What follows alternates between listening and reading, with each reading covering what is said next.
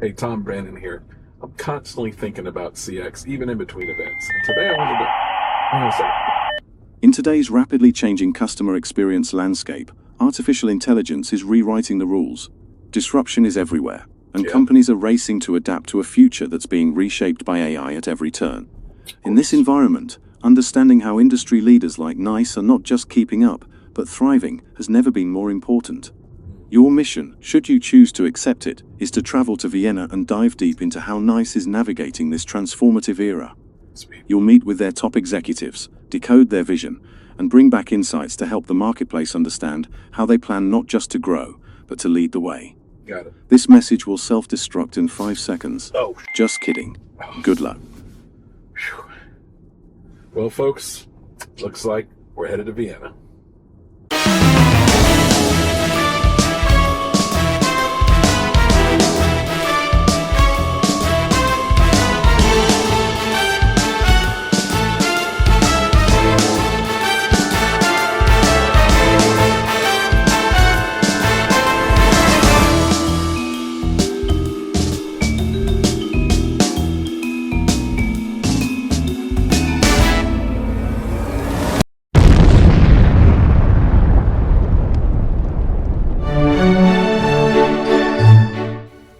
The summit started with a bang with one of the most memorable events I can ever remember.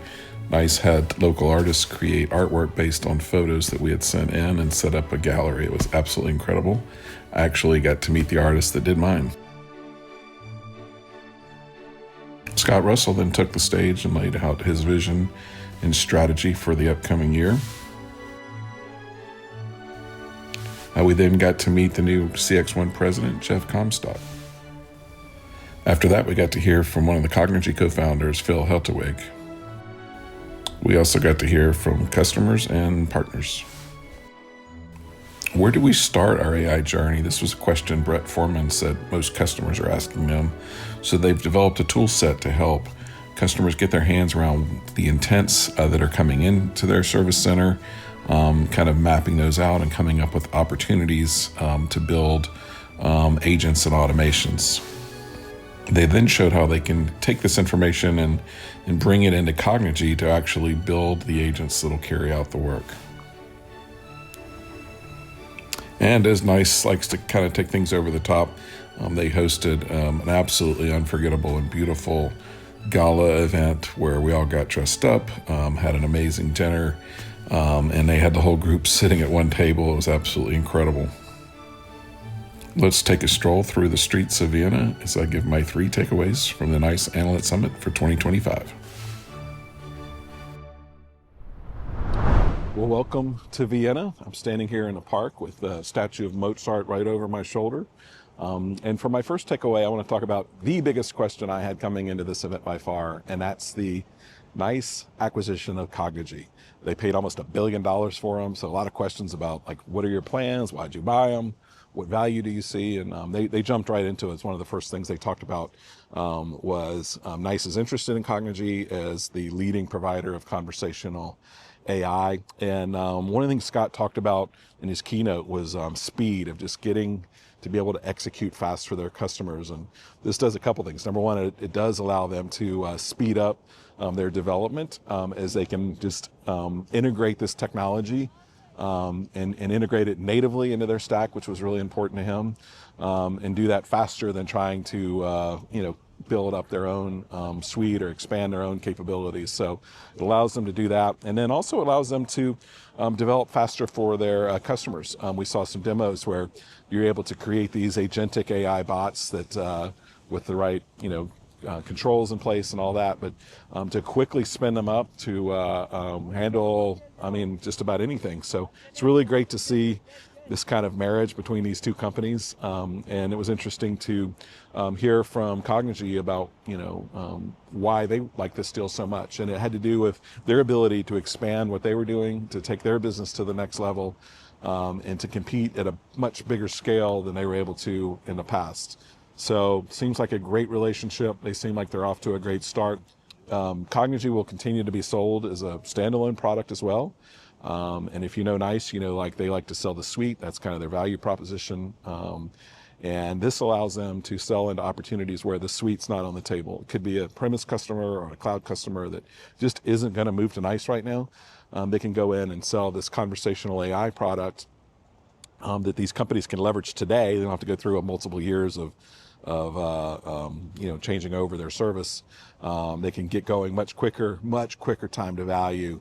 So it allows NICE to compete in some areas where they maybe they weren't quite as strong as they will be now, having this kind of standalone product. And of course, those customers, if down the line they want WEM or CCaaS, I'm sure NICE will be happy to bundle that in for them. But I really like this strategy. I think it's great for Cognigy. It's great for NICE, and I think this partnership will be very successful going into the future. For my second takeaway, I want to talk about something we're hearing a lot about these days, and it relates to agentic AI. So if these AI agents are going to take action within the company, they have to reach beyond the contact center. We heard NICE talk a lot about moving beyond just the front office, but moving into the mid office and back office. And this gets complicated. There are different systems, there's different vendors.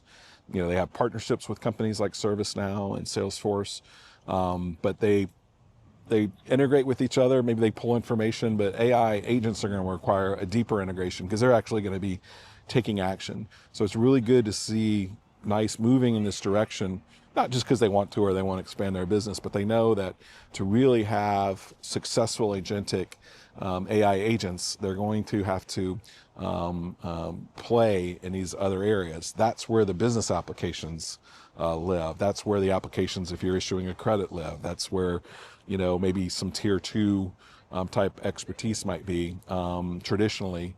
And for agentic AI to be able to take those tasks, they're going to need access to those systems. So that's really interesting to see.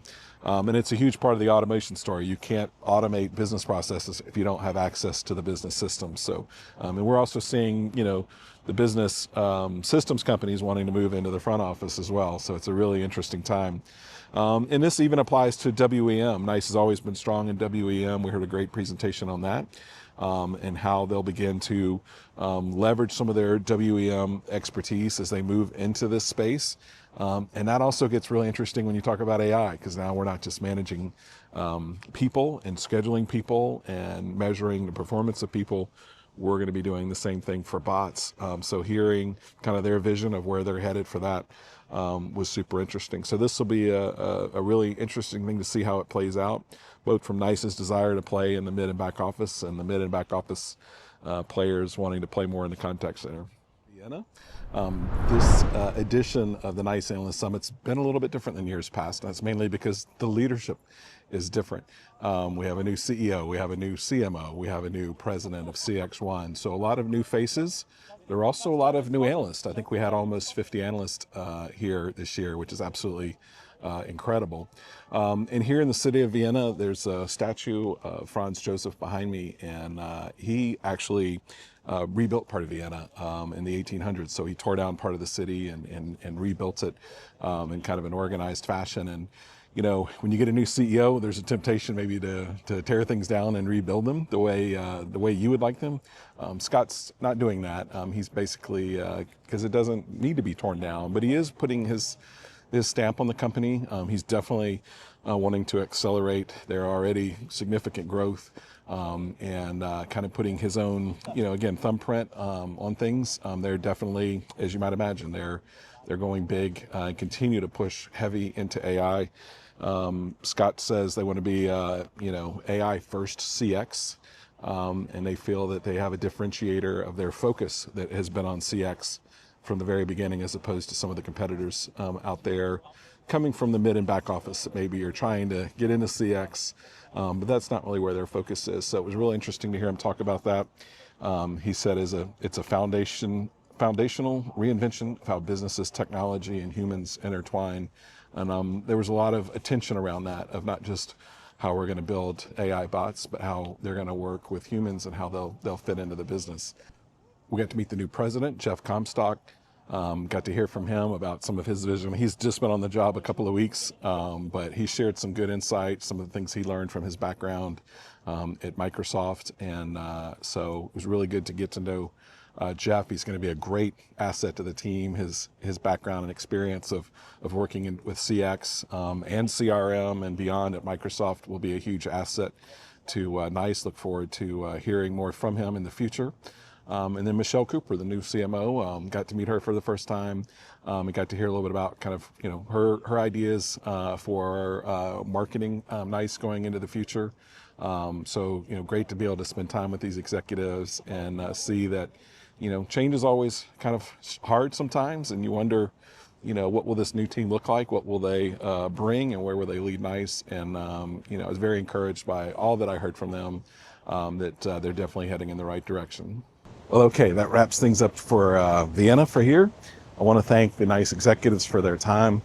I want to thank Chris and Bernard and Siobhan for all the hard work and for allowing me to be a part of this. I want to thank the events team, especially Wendy. Thanks for getting our bags from the airport. That was awesome.